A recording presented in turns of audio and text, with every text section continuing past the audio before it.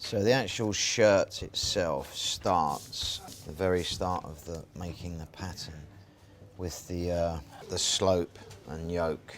And these parts are, this very part here, which is the slope, and the yoke is the piece that goes over the back.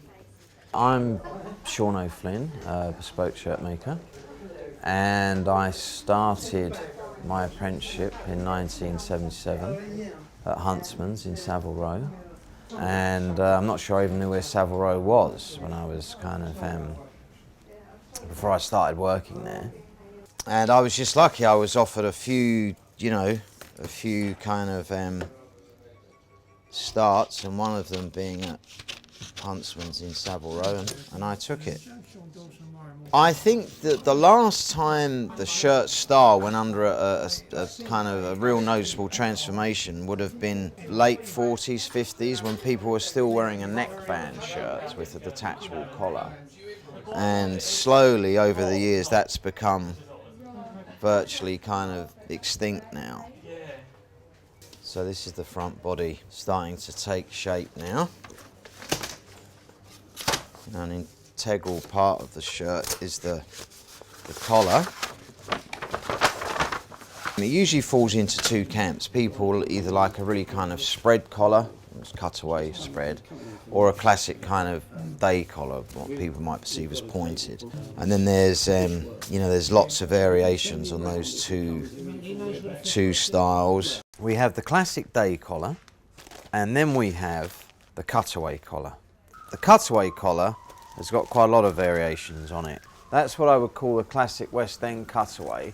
Then one of my favourites is what I call the soft cutaway. Then we have a semi-spread collar, which is spread collar is what some people refer to as cutaway, to the Michael Caine 60s type look, the spear collar, a very deep collar here which I call a dress collar, from the small round sort of Edwardian type looking one, the classic tab collar, the sort of Mandarin stroke Nero collar. We've got the neckband and detachable collar done in a classic day shape.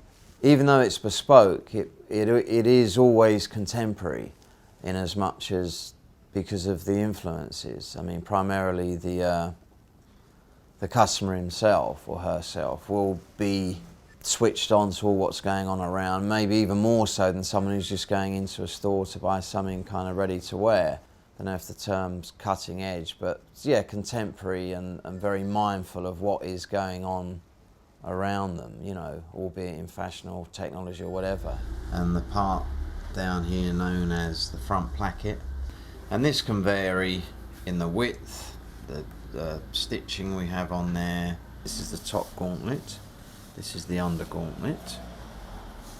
Separate pieces. This can vary. The top design you have on there, we have a sort of mitered, slightly longer box. So now I'm making the cuff pattern, and the two primary cuffs are either a double cuff, like I'm wearing now with cufflinks, or the button cuffs, which is what a lot of people have. Ready-to-wear shirts and what have you, they just tend to make it sort of the biggest size so it fits everybody. The cuffs really do need to be the correct circumference so the shirt's held there and it doesn't slip down your hand and what have you. I think it has an influence on how you feel about yourself. I mean, that's quite a big statement, I know, but I think it's true. It's that basic thing of anything of a good quality, of the best quality you can get. You just invariably, well, I do seem to enjoy it more. Bespoke service is a combination of the ultimate quality and, fit and workmanship, coupled with the kind of the relationship that you develop, regarding kind of choosing of fabrics and style, and that basic one of making the shirt how you think it's best going to look on the customer, coupled with the sort of how they think it's going to best look for them as well, And, hopefully I'm able to interpret that as they see it, as I see it, and the end result being a shirt of, you know, the ultimate kind of quality and elegance, really.